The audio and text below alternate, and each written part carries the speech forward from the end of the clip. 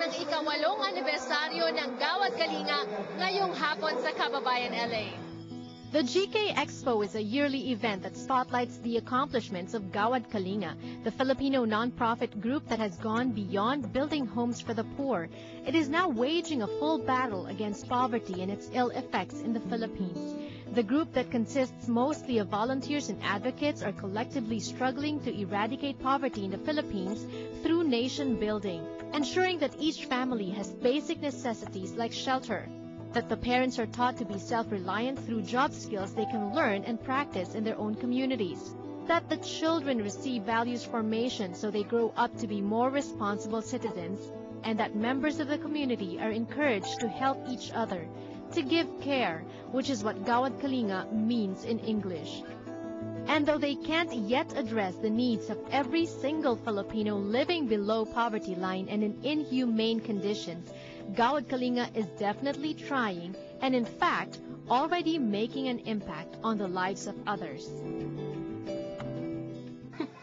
Maraming salamat po sa tulong nyo at saka napakalaking bagay po na yung dumating yung Gawad Kalinga sa lugar, lalong-lalo na sa lugar namin kasi para ano po,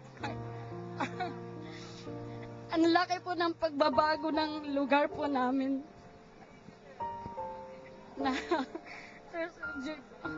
Ang laki po ng pagbabago dun sa lugar namin kasi dati po talagang napakahirap pakisamahan ng mga tao, pero ngayon, thanks God kasi, nang dahil sa Gawad Kalinga, nagbago lang lahat.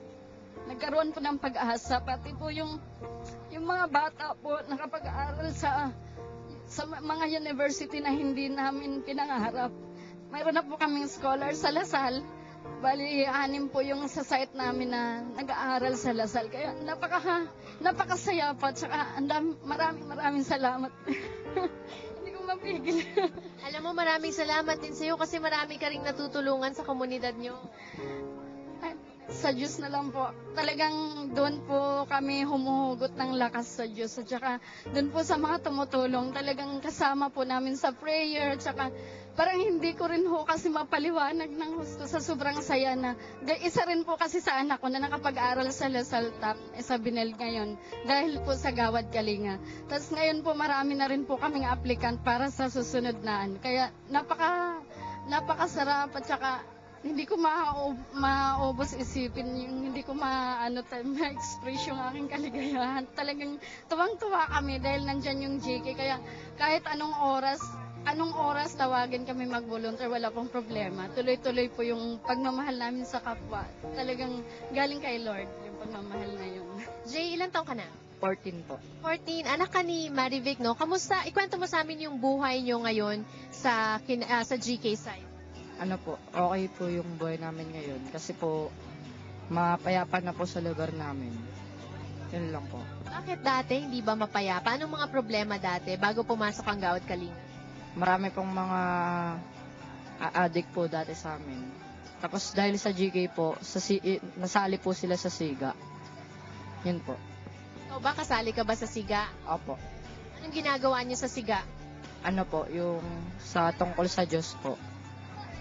Tapos marami pong activities. Anong natutunan mo tungkol sa Diyos? Na siya yung may gawa ng lahat sa mundo.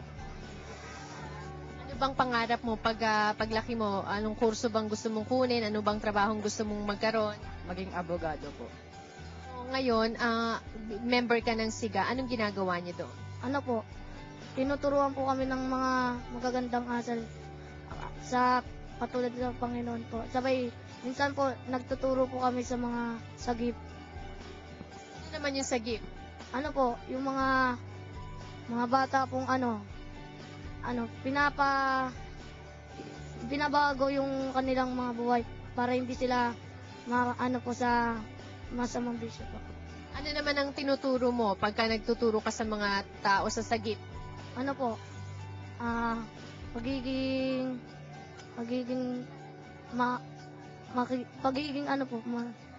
mabait sa mga tao at pagiging magalang. Pagkalaki mo, meron ka bang, ano bang ambisyon mo? Ano bang pangarap mo sa buhay na marating? Maging chef po. Mahilig ka magluto? Hindi po. Paano ka magiging chef kung hindi ka nagluluto?